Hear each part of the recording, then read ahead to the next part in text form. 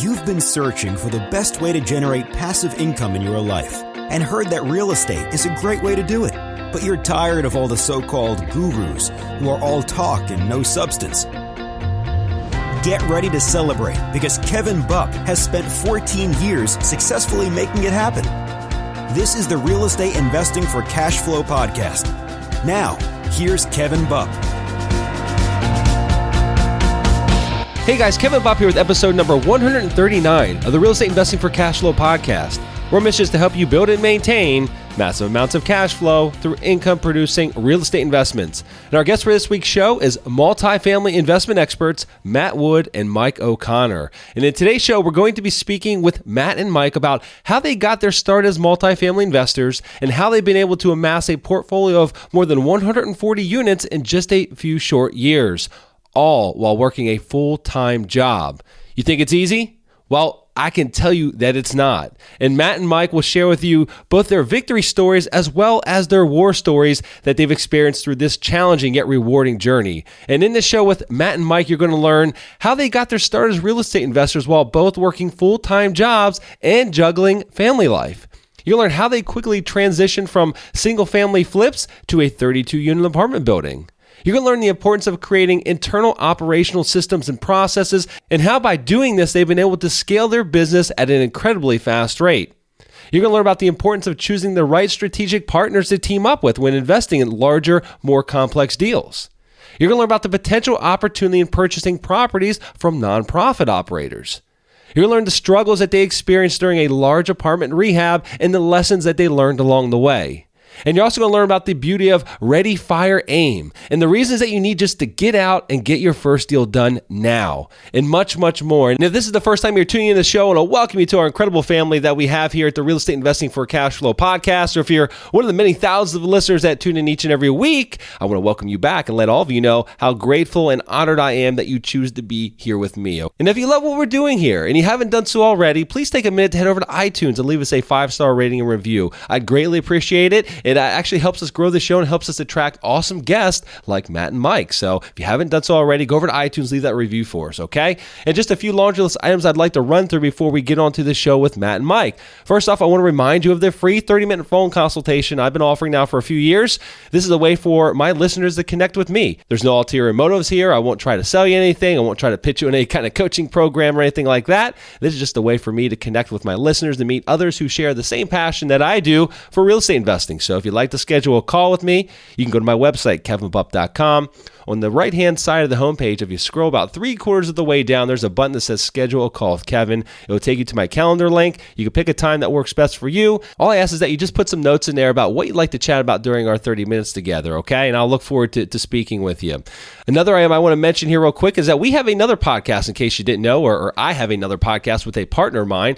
It's called the Mobile Home Park Investing Podcast. That is my focus. I buy mobile home parks. That is my business. I've owned lots of other types of real estate. I've owned apartment buildings. I've owned lots of single-family homes.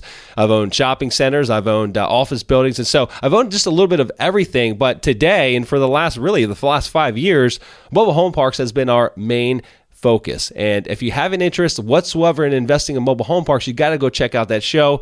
Myself and my business partner, Charles Dehart, we put that on each and every week, and it's just chock full of great information. In fact, even if you don't have an interest in mobile home park investing, I can promise you that the information we speak about is applicable to any different types of asset you're going to invest in. So go check it out, Mobile Home Park Investing Podcast. You can search it by Mobile Home Park Investing on iTunes, or you can search by my name. You won't have a problem finding it. Okay. And a few other laundry list items before we get on to the show with Matt and Mike. The Mobile Home Park Academy. That's something I've mentioned here on this show before. It's a training academy that my partner and I have been working on for a year and a half, or maybe even more than that. And it's finally live. We just launched it. We're super excited about it. And we've just been putting blood, sweat, and tears into this program, getting it ready, and can confidently say now that it's hands down the most comprehensive training on mobile home park investing that you'll ever find. So if you have any interest whatsoever in investing in mobile home parks, go check it out. You can go over to mobilehomeparkacademy.com. You can watch a free video that we have there. In fact, Charles and I, my partner, we put together a free 2-hour web class that just kind of gives you a introduction to the types of training that you're going to learn in the Mobile Home Park Academy. It's not just fluff. It's not a sales a webinar or anything like that. I mean, it's like legitimate training for 2 hours. We just really want to give you a taste of the high quality of information that you can expect from the Academy. And so again, if you have any interest whatsoever in mobile home park investing, go check that out. And if you have any questions, you can just email me directly. I'd be more than happy to answer them for you.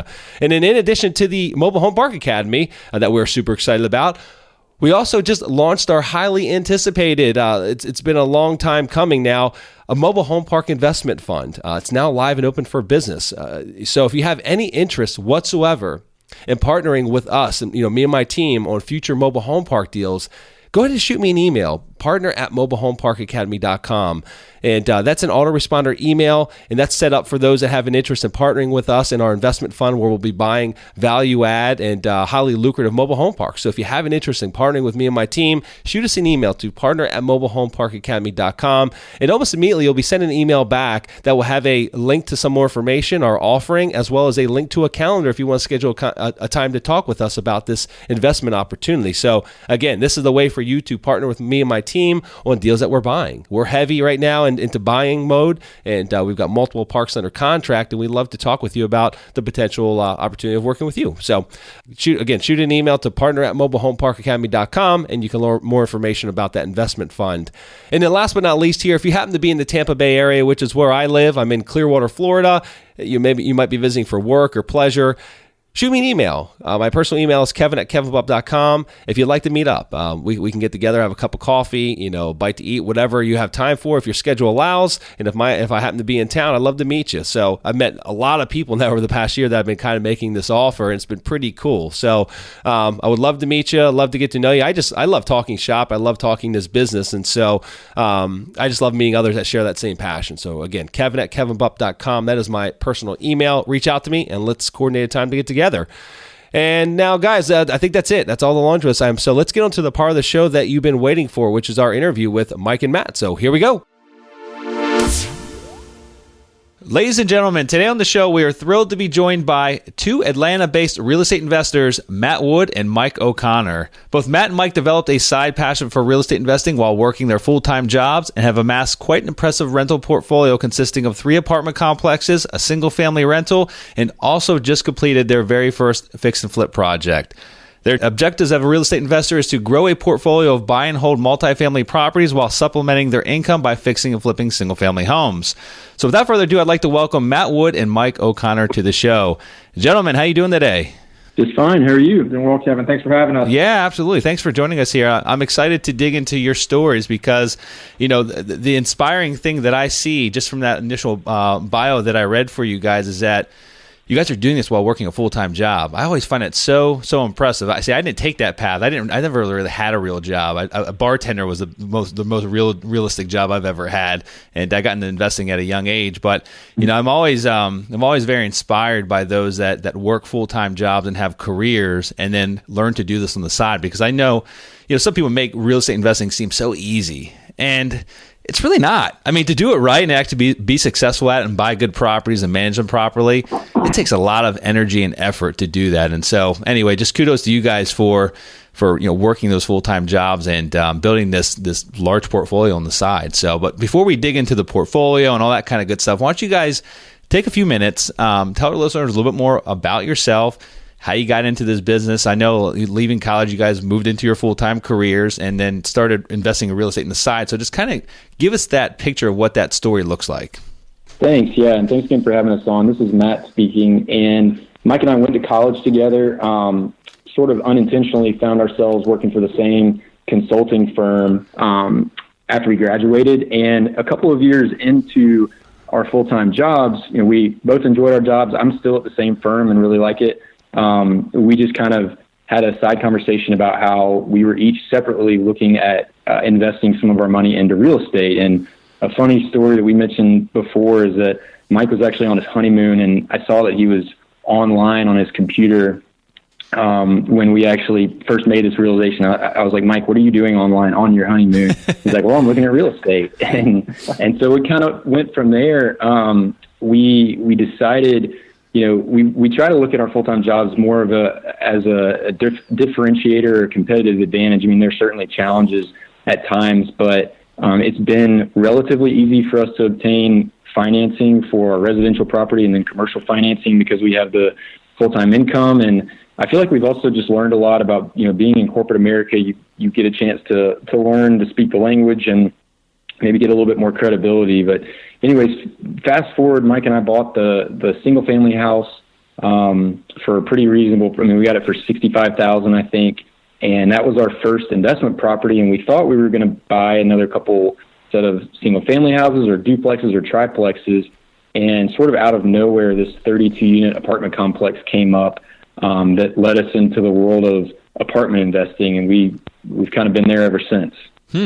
That's a big transition. That's a big gap going from a single family home to a 32 unit. So, talk to me about how that came about. And I also want to dig a little deeper into that first acquisition of that apartment building about, transitioning from a single family home to an apartment building. There's a lot. I mean, there's a whole slew of additional education that you need. I mean, it's not the same operational style, the same managerial style. I mean, everything's different about it. And so let's talk about that first acquisition. First off, how'd you guys find it? How'd you run across it? Yeah, so it was an interesting kind of a series of events, if you will. We had the single family home, and we were very much new at this point. This was around December of 2013 that we bought it. We sat on it for about 9 months just to see kind of if this was something we were interested in and where we wanted to go next, whether that's in real estate, not in real estate, or what have you. Once we realized that real estate really was something we were interested in, we very much bought into the model of exchanging up. So we had this single family home. Could we sell it and 1031 it for maybe a duplex or maybe a triplex or quadplex like Matt mentioned? So we reached out to a guy that we know that was more experienced in the industry than we were. I'll give him a shout out. His name is Eric Halverson. And he basically said, I don't have anything for you right now, but I do have a 200 unit complex and a 32 unit complex. And we kind of laughed it off and said, no, that's too big of a fish for us to fry. But Matt and I started talking, and we started figuring, if we were to bring on, another partner or two, or really kind of look at some of the finances here, we could probably do this. So there was really no, grand story on how it came about. We connected with two of our business partners, Aziz Khan and Kieran Artham, and kind of created a group of 4 and said, let's go after this 32 unit complex. We put in an offer with this guy that we knew. It was a complete off market deal. He was very flexible with us. He said, here's the price I want to sell it at. We ended up picking it up for $640,000, and he said, I'm just going to operate as if you aren't buying it, where the financing falls through. I'm happy to hold on to it and cash flow it, and everything kind of worked out. We were able to get actually financing up to 80% on the deal, and that's kind of how we got involved in it. Wow, those numbers seem really low. I mean, price per unit, what I mean. So let's talk about that for a second. When was this? I mean, how many years ago was this that you did this acquisition? Yeah, so good question. So we bought the house in 2013, but then actually all 3 of the apartment complexes we own, we purchased in 2015. Correct. So the 32 unit was in April of 2015. The reason we were able to buy it at such a low price per door is the guy we bought it from bought it at an even lower rate. I mean, I think he got it for, I don't know. I don't actually know what he bought it for, but he found it through a connection of an old property manager, something along those lines, and just got such a steal that it made sense for him to sell it to us at that price. And it was a win-win all around. And so, when we started to really run the numbers and think through, what it would look like with 4 people, think through our long-term goals of passive income and accumulating as much cash flow down the road as possible, it just made sense. Apartments, they're a team sport, but they're scalable. And so we started to try to put some processes in place with a property management company and different things like that, so that we could work our full-time jobs, devote, our entire days to the jobs, and then on nights and weekends kind of hustle and build this side portfolio. Yeah, and Matt made a good point there. with having the full-time jobs, and this is something we're still working on, having processes and teams in place, from our maintenance group to our management company to the four of us kind of dividing and conquering, it's absolutely essential to being able to manage not only one multifamily property, but all three of them. So it is not easy to go about managing this. And, had it been just one of us or maybe two of us, we wouldn't have been able to scale the way that we have, especially with the second and third multifamily property. But really nailing down those processes, which admittedly are still a work in progress, is critical to success.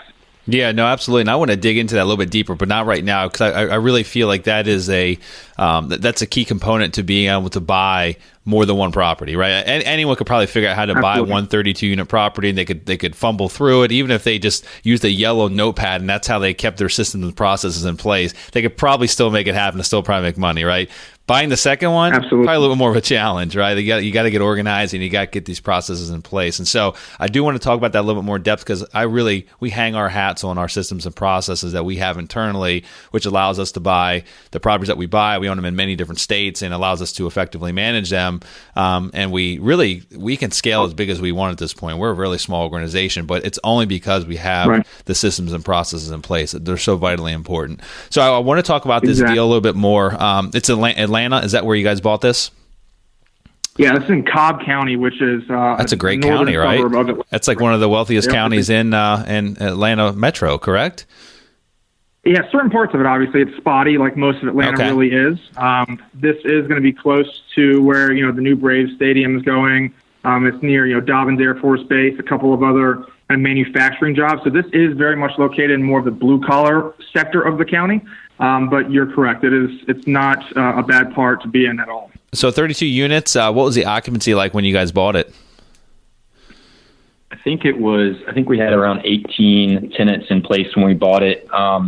And we pretty quickly realized that there was a wait list of tenants who wanted to move in, because Cobb is a good county, because the apartment complex is kind of tucked into an older retirement-esque neighborhood.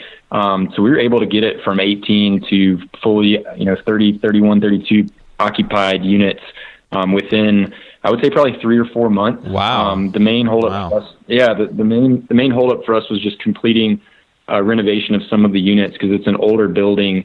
Like I said, it's kind of tucked into a neighborhood, but we think that's kind of an asset because it keeps things quiet for the most part. You don't feel like you're going into an area that'll have an apartment building, but they're all the same 2-bedroom, 1-bath floor plan, and it's 3 separate buildings.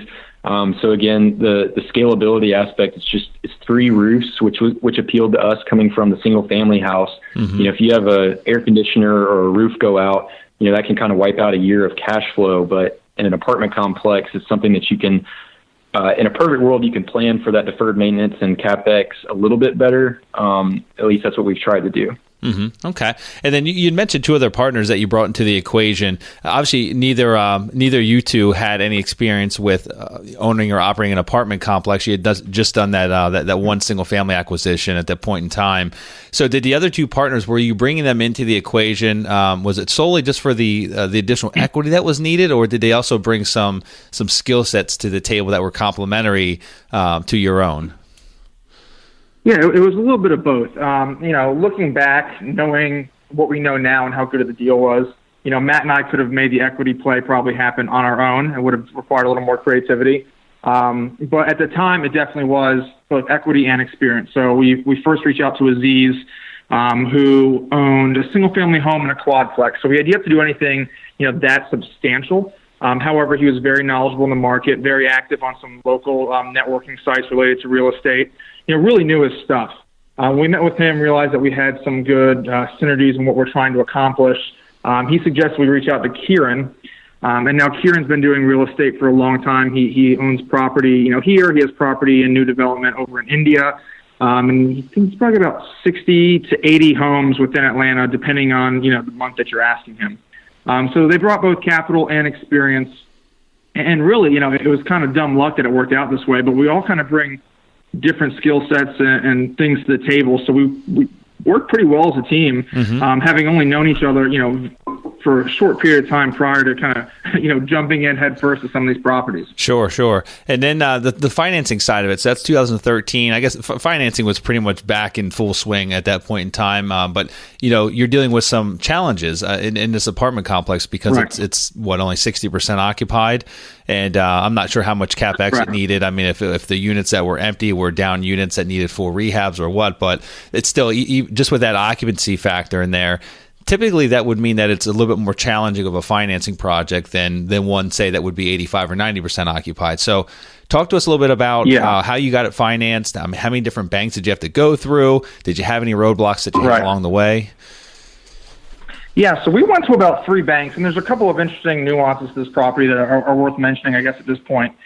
It was owned by a nonprofit, so therefore there are certain rent restrictions within the rent limits. The kind of cool thing about it is those rent restrictions are at or a little above at certain times what the market rent really would be. So it's somewhat limiting, but not completely, and those peel off in 2022. So that's an opportunity for, further increase in value.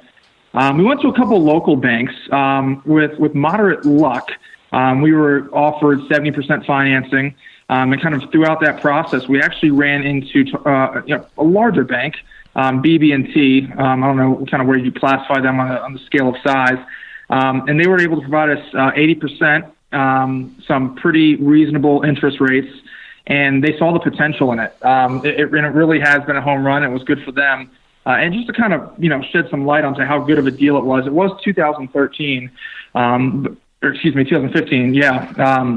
that we bought it. So, April of last year, picking it up at 640, we actually just recently refinanced it and, got a valuation of $1.35 million. So when BB&T saw it and all the other banks saw it, they really weren't too hesitant. Especially when we can provide them with, the current rent roll plus the waiting list. And then the other interesting thing about the price was we were originally going to get it for $600, but the current owner was putting in $40,000 worth of work to turn those down units. And that goes back to my earlier point of he was going to operate as if him and his investment team were going to continue managing it and owning it. And, had it fallen through, he would have just had the property. Instead, he just wrapped that $40,000 into the purchase price for us. Gotcha. Okay, yeah, I misunderstood you. So you bought this in 2015. Then I kept saying 2013. 2013 is when you bought that first single family, correct? That's right. Okay. Gotcha. It blows my mind. So this guy you bought this deal from, he wasn't just like a wholesaler or anything like that, because typically what you'll find, like wholesalers, they don't really know the operational side. So that's why they might run into a deal like this and flip it.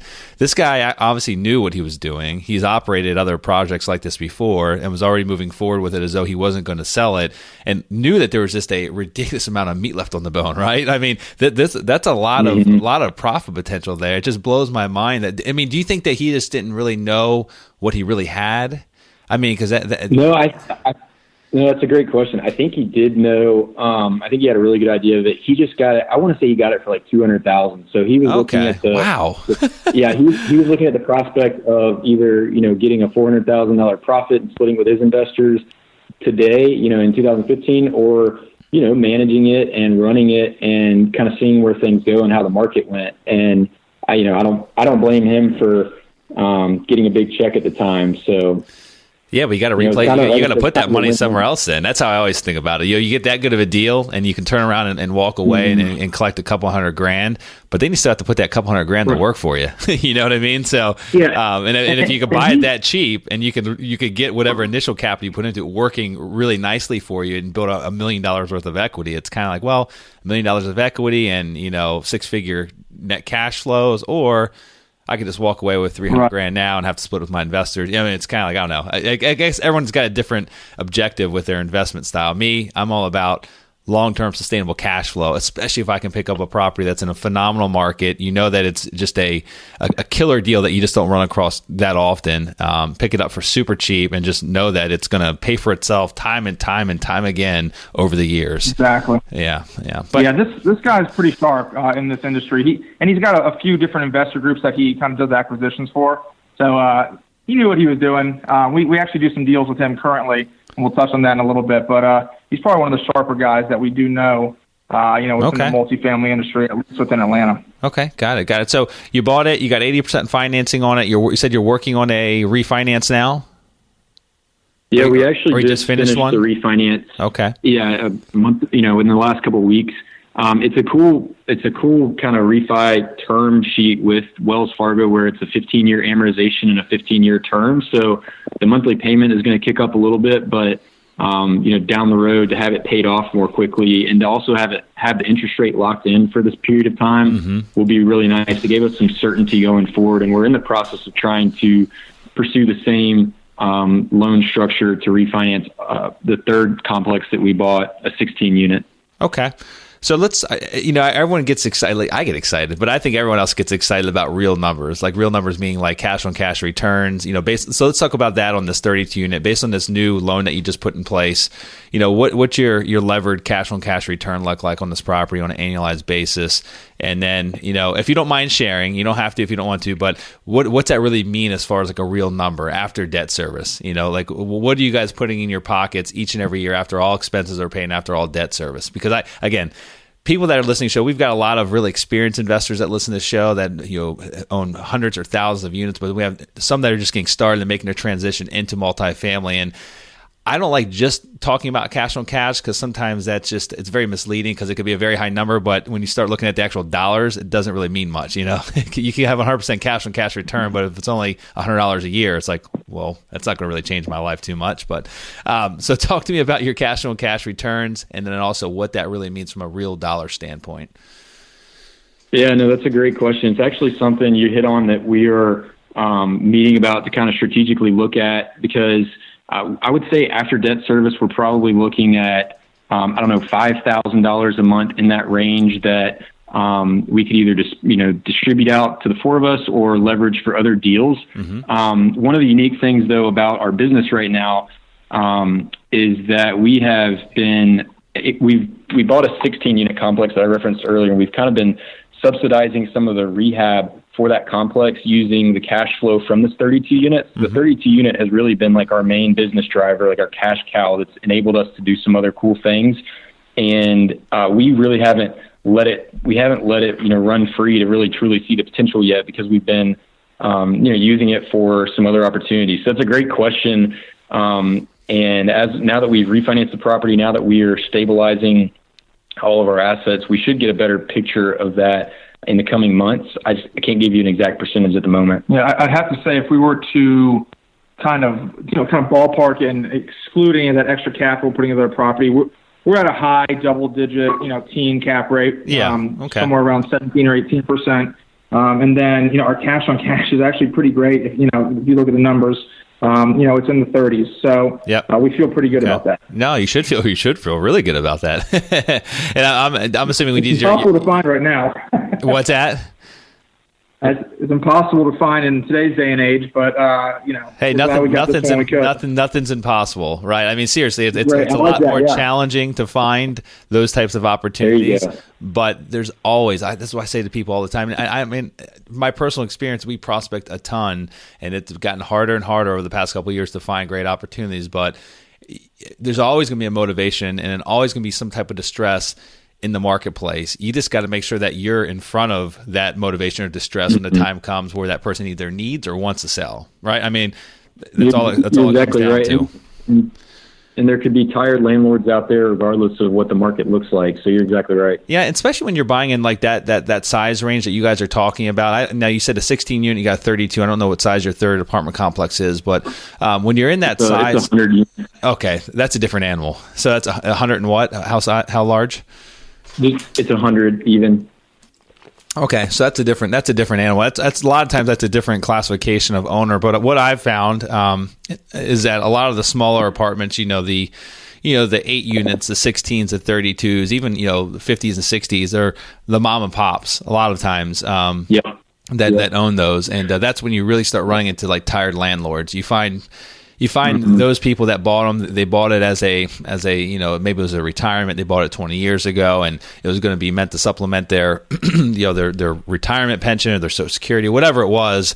And but they decided to run it themselves, and over the years they just that's what they did. But as they got tired, things started falling by the wayside. The units weren't turning as fast, and it just became more of an albatross than anything else. And those are where a lot of the really good opportunities come from on those smaller type of projects. Now, the 100 size, 100 space or 100 door apartment that you talked about, a lot of times that's a different class of owner, not necessarily large institutional, but more of a professional operator. But that still doesn't mean that they can't have challenges as well. In fact, it's very common. We see big operators that either they just start moving in a different direction, they start neglecting a few of their properties, or they kind of lose track of the marketplace that the property's in, or many different things happen to where there still ends up being some type of motivation. It can even be like a debt motivation, meaning they've got debt that's coming due, and maybe it just doesn't fall within their investment parameters anymore. Like this apartment building is just kind of, it's outside of their normal deal structure today, what they're looking at. So like, well, debt's coming due.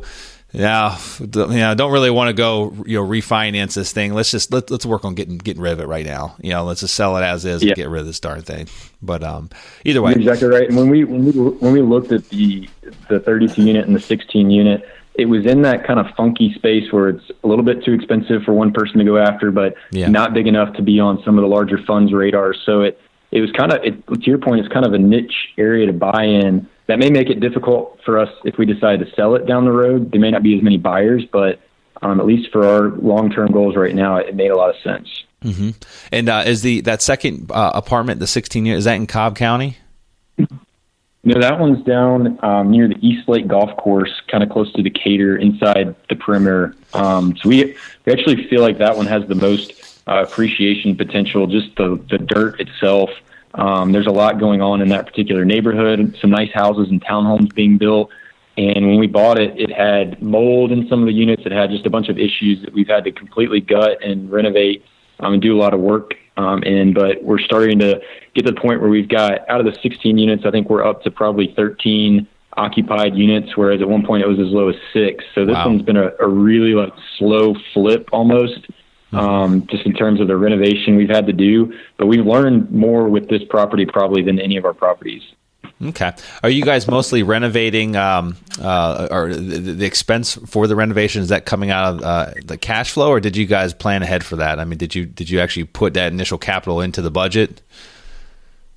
Yeah, so it's a little bit of both. We did something interesting with this one where we worked with a local bank, and we received a construction loan on top of our standard mortgage. Nothing too significant. The rehab, and this was a good learning point for us since we hadn't done our first flip yet. We haven't really done any type of construction or major rehabs yet. We underestimated a bit the rehab costs. So we not only planned for it up front with that rehab, we also kind of set aside some personal funds to deploy if and when needed. And then, like we mentioned earlier, that 32 unit that's been humming along nicely really has been the lifeblood of this rehab. And we've taken somewhat of an interesting approach to it. Do we want to just throw all the capital we absolutely have and get it, renovated and turned, or do we want to kind of let the business fuel itself? And I'm sure that, you talk to people who have two very different opinions on those, but we've done our best to let the business kind of fuel itself as much as possible, which has delayed us a little while. We actually did have the 16 unit kind of at the stage we're at now, probably around June of last year, for a variety of reasons, mostly terrible tenant placement that actually ended up, destroying the units even more. We had one tenant whose kids vandalized an entire unit. You could see through the sheetrock from one room to the next. Oh my gosh. We kind of we very much put pause on that, and we realized that we're in a really up and coming neighborhood. So we need to renovate to a class of tenants that won't cause those problems, that won't have to be evicted after 3 months of placement. So we kind of had to push reset on that, which was a tough pill to swallow, but we're very happy about it given where we are now, where we've got basically 13 full units. I think we've only got one actual unit left to turn. And then, hopefully in 2017, that property will kind of be up on an upward trajectory like we're expecting. Because like Matt said, it really has the most potential as far as the dirt that it's sitting on and the location that it's in. Okay. And you guys are managing these rehab projects yourselves, or do you have a third-party management company that's kind of taking some of the roles? Yeah, we have a management company, but we have been very hands-on in managing the contractors for these different these rehabs. We're actually in the process, as of December 1st, transitioning over to a new management company for 2 of the 3 assets. And we're trying to take more of a hands-off approach and kind of let the process work itself. Another good learning kind of experience we've had with this property is, and we may have been a little more hands-on than we needed to during the rehab. I don't think I'd change anything because we learned a lot about it. It allowed us to pretty easily flip a house. But, we have been kind of more hands-on than you would expect for a group that has a property management company. Mm-hmm. Okay. Yeah. I mean, plus you guys, you're still technically pretty new to the business. So, I think it's very valuable to be involved. You only learn from doing, right? You can learn as much theory as you want, but unless you get in and roll up your sleeves and get your hands there, it doesn't mean swinging a hammer, but it's still good to have that experience underneath your belt of dealing with contractors and subs and different types of vendors as you go through these rehab projects. And you're going to make mistakes, but you make the mistake one time, you probably won't make it again. And I always say to people that want to get into this business, it's actually a very valuable experience to learn to become a landlord. You can't, being a landlord is not scalable. To actually manage your own properties to a certain extent it is, but it's not fun. That takes away all the fun from the business, actually being the landlord. But you still need to understand that side of the business. You really do. Yeah, you have to become exactly an right. expert at it. And we've benefited a lot, I think, from the 4-man team. Aziz and Kieran, like Mike said, bring a lot to the table. So there are times where our full-time jobs will have us working into the night or weekend, and we're not able to devote, some time to the business. But so someone has to pick up the slack. And, Kieran bringing his experience with the single-family houses, and Aziz, with his quadplexes and things like that, helped us all kind of hit the ground running a little bit more. And with the full-time job, I think if we were maybe doing this without a full-time job, it wouldn't be quite as essential to have 4 people, but it really has been a big help for us. Mm-hmm. Oh, that's fantastic. And you guys have amassed, am I doing the math right? Is that 148? Is that what it is between the apartment doors? Yeah, that's right. Okay. That's right. Good deal. That's amazing. And in just a matter of, basically 2 years? Less than 2 years that you bought these 3 complexes? That's right. 2 years. And, we self-funded the 32 unit and the 16 unit along with bank financing, but the 100 unit we were able to syndicate with some investors who they brought in 10% of the purchase price with their money, and then we seller financed 10%, and then the bank financed the remaining 80%. So that we wouldn't have been able to get into that 100 unit without coming together like that. Mm-hmm. So that's a little creativity. No, that's fantastic. Syndication, you run out of your own money at some point in time. And if you're going to be continuing this business and you're going to buy hundreds of more units, more than likely you're going to have to raise capital just like that. That's how the big boys do it, right? There's a benefit of being able to bring additional capital in from other equity sources and, kind of mitigate your risk and hedge it out amongst others, but also be able to do bigger deals. Because if you just relied on your own capital, you'd maybe have to save up for 5 years in order to do that deal yourself. And then it'd take you another 5 or 10 years to do the next deal that size. All the while, your competitors are out there raising capital and they've done 20 deals in the same amount of time. Exactly. And especially with what's been happening in, the real estate industry, specifically the multifamily industry, where you're seeing these cap rates go, lower and lower. Our motive, and, we've been doing this for 2 years, right? But we actually acquired these properties between April 2015 and October 2015. So about a 6-month period. But we really saw just a lot. We saw 3 great deals that we came across. And, I don't think we come across 3 deals that good, that quickly, very often. Mm-hmm. So we just knew that it was time to get in, and we had to do what we had to do to find them. So that's what, to Matt's point, getting creative with figuring out a way to get into a deal, getting equity in it, but having no money in, seemed essential to us. No, that's fantastic. So I don't want to make it, I don't want our listeners to feel that, especially those that are new getting into this business, that this was a super easy process for you guys. Because, how we're talking about this right now, it sounds like everything went seamless, everything went as planned. It was super easy. You guys slept at night just fine. Yeah. So let's talk about the challenges you faced. Because there's always roadblocks. Every closing I've ever been involved in, there's maybe one that I would say I left the closing. I was like, oh my gosh, like that thing went way smoother than I anticipated. Like just, there's always stuff that pops up all along the way, especially when you're dealing with bank financing. So tell me about some of the challenges you guys ran into, and just, knowing those challenges, what would you have done differently to maybe avoid them the next time around? Right. Yeah. No, I definitely don't want to come across like this was easy in any way, shape, or form. And it was almost like our ignorance was our best friend, in the sense that if we almost knew what we knew now and how hard it would be, and how many times I between 9 o'clock at night and 6 in the morning, I spent just staring at the ceiling, not getting a wink of sleep. I don't think we would have done it. There were, a couple of challenging things. I will be honest, that first 32 unit deal went shockingly smooth, and I think that's what built this sense of, we're indestructible. It'll be so easy, and nothing else will be challenging.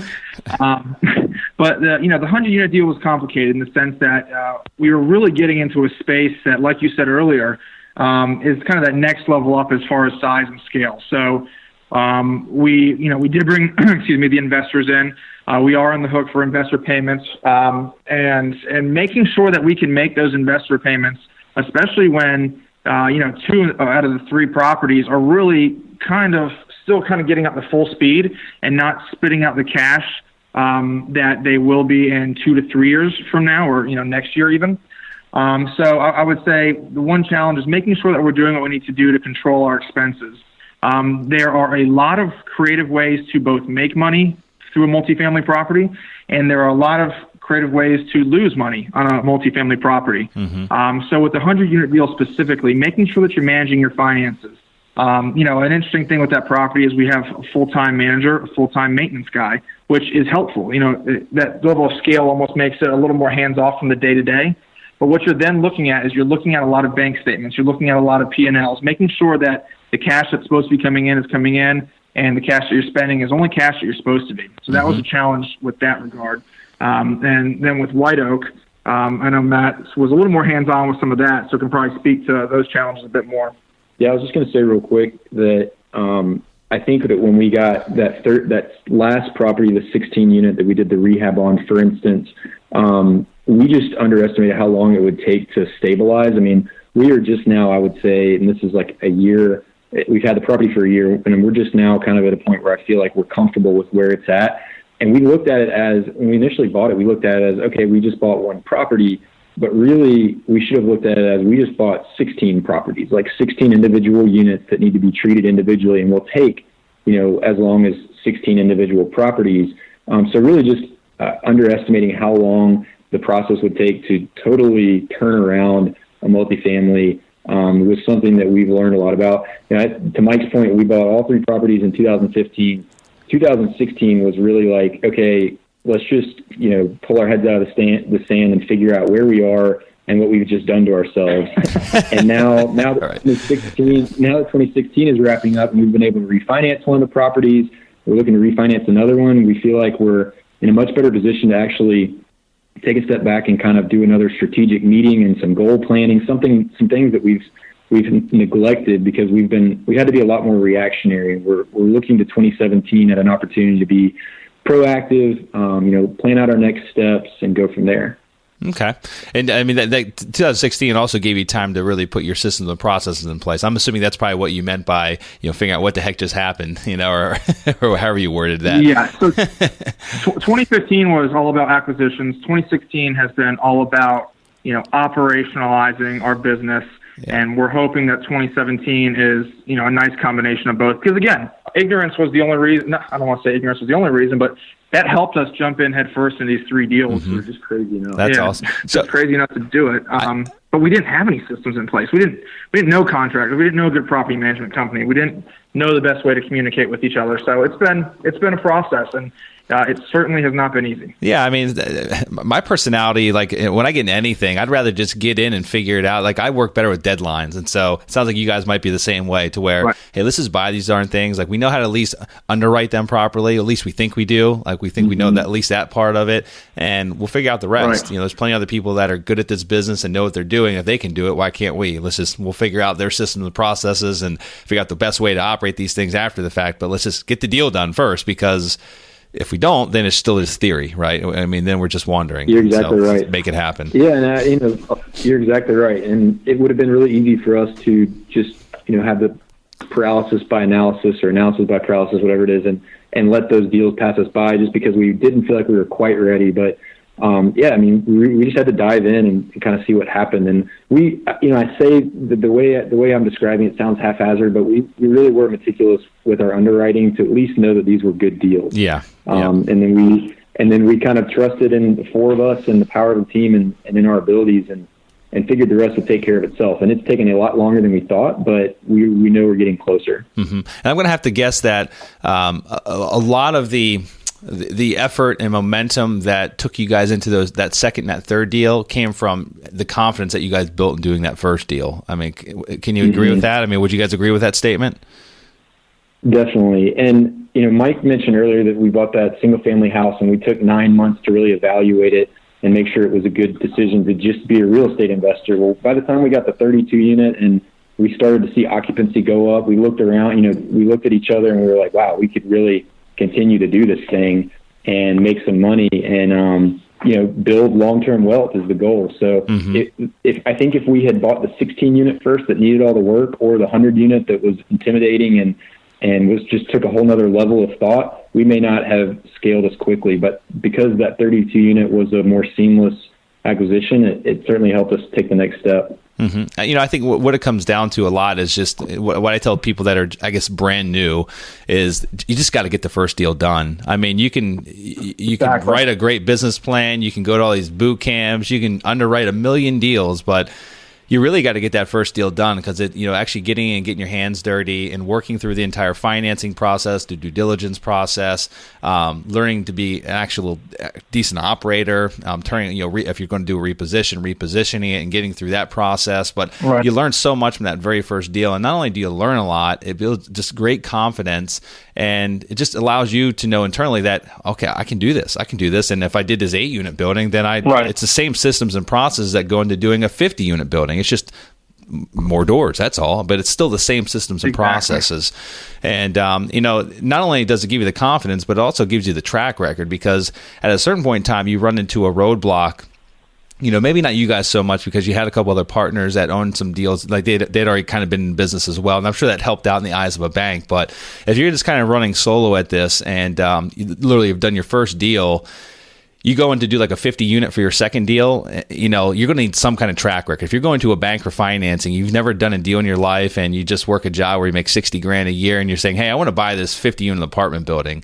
Even if you had the money to do it, a lot of banks are going to be like, well, it's great that you got $200,000 sitting in your bank account, but you've never done this before in your life. I don't know if I feel comfortable loaning you the money, so you at least need to get that first deal done, get the track record, get some confidence in yourself. That confidence, will also exude and actually give other banks and lending institutions, they'll give them the confidence to actually believe in you that you can get it done because you just proven your concept. So exactly. And that's true. I mean, that, for example, that 16-unit deal that required that construction loan, that was probably in the roughest shape of all the properties. And having, being able to go to that bank and say, hey, here's our portfolio, this is what we have, this is what we've accomplished, definitely gave the underwriters over there confidence to do it. And another thing to point out, just as we're talking about these challenges, I know I sat there and said, the 100-unit deal was very challenging because you're always looking at the finances. And I will say that once you get to that size, that's also at that level where you can be less hands-on day-to-day in the sense that we have a full-time manager who sits in the office and handles the leasing office, a full-time maintenance tech who handles all of the on-site maintenance and interaction with the vendors. When you're at that kind of 32 unit, or I would imagine that even like 50 units, you're at that really awkward stage, right, where do you have full-time staff? Probably not. It's part-time. And you have to be a little more hands-on on some of those operational items. The other opportunity with those large units, and I'll kind of speak to our 100-unit deal as an example, there's a lot of areas to create revenue or to prevent revenue leakage, right? The one that we bought, it was a sub-metered property, so each individual unit was metered for its own water. But the current owner was paying the water bill for the tenants. Oh, gosh. So that was a cool way for us to go in. And in 3 months of owning it, we basically said, hey, in a month or 2 months, I forget what the specifics were, we're putting water back on the tenants. And that took about $8,500 off of the loss side of our balance sheet each month. which is significant as far as if you think of, trying to drive value and, into the property. So, for whoever's actually going out there listening and feeling maybe intimidated by a bigger deal, do know that, as you look at it, make sure you're asking the creative questions and finding the property on how it's currently run, because you can run it to a much more efficient tune to drive value. Yeah, I mean, that's easy upside that you just mentioned there as well. And I don't know what cap rate that thing would be evaluated on, but I mean, just very simply, you guys easily added, 5, 6, 7, probably even more, hundreds of thousands of dollars of value to that property just by billing back those utilities. And that's why I always harp on, when you're looking at deals, like, everyone shops by cap rate, and it's just, that's not the right way to do it. I mean, if you're looking at value add types of properties, shopping by cap rate, it's irrelevant, because you got to figure out what the value add component is. And like, if you're looking at that deal, let's say you guys want to, I'm not going to buy anything, lower than an 8 cap, but you're looking at that deal and you underwrote it. You know that the utilities are actually sub-metered, but they're not being billed back. And broker's like, man, I can, 7.6 cap, like that's what this thing's going to go for. And you guys are kind of like, well, that doesn't make sense. That's outside of our investment parameters. But knowing that that's easy upside, like, you guys could effectively have bought it at an 8.5 cap. I'm just throwing out numbers, but just knowing that easy upside is there and it's in place and just ready to go. Because really, sub-metering it back is just a matter of writing a letter to the tenants saying, hey, starting 60 days from now, you guys are going to have to start paying for your own water and sewer usage. And you get some tenants that left because of it. Because we, one thing we did do is we also pushed rents a little bit too, and we realized that the combination was a little too much, a little too quickly, so we scaled back on that. Waited to push rents for another half a year. But again, when we do this, we always do assume the worst, right? Yeah. Let's do the numbers work as is, as it's being sold, as it's currently run. If yes, that's kind of the first sniff test, and then it's like, okay, what's the real upside here? Because if we can go in and even make it break even at the current rate that we're at, and a handful of these value adds that we think we can hit on do hit, then it's a good deal on our line. Yep, absolutely. Well, fantastic, guys. Well, I know we're running out of time here, and so I'm gonna enter us into what I like to call the golden nugget segment of the show, which is kind of where we round things out for the day. And I'm gonna ask both of you, and both of you can respond with an answer. You can do just one or the other. It's completely up to you. But what I'd like to ask is if each one of you or one of you leave one last golden nugget of advice or wisdom that may inspire and motivate our listeners as they progress in their real estate investing career. What would that one last final golden nugget of advice or wisdom be? One thought that I had that I've just kind of been reflecting over the past year, I recently got my real estate license. And I think that when Mike and I started out investing, we bought the single family house and we were like, we're going to be single family house investors. And then we found the apartment complex and we were like, we're going to be multifamily investors. And then we did the flip and we were like, maybe we'll just flip houses. But I think for any new real estate investor, if you can diversify your skill sets and just know that you're ready to pivot with the market, depending on what conditions are out there, and just like rounding out your tool belt. I think that mindset has helped us out more lately, so that we don't just pass by a deal because we're only multifamily investors now. We're not going to do that flip, even though it's going to make a lot of money. Mm-hmm. Okay, that's great advice. Yeah, it's funny because I'm the complete opposite, and maybe it's just me, and everyone's got their different perspective and opinion. But I just know my personality, and I've the shiny object syndrome. That's what I shouldn't call it that, because how you're referring to it as is just being diverse in nature and being able to duck and weave and make changes on the fly as the market changes.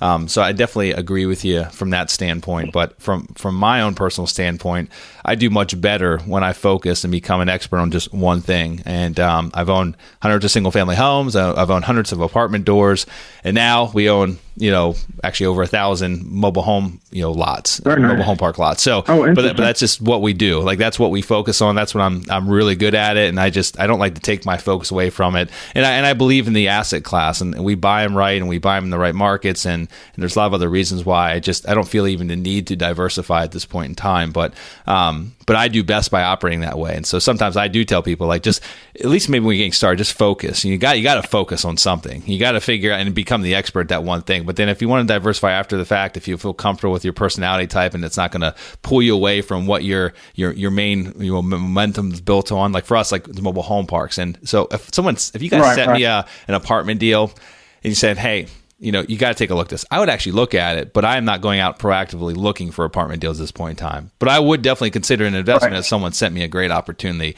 I just don't pull my folks away from mobile home parks because they, the prospecting energy I put into them, that's what reaps the best rewards for me at this point in time.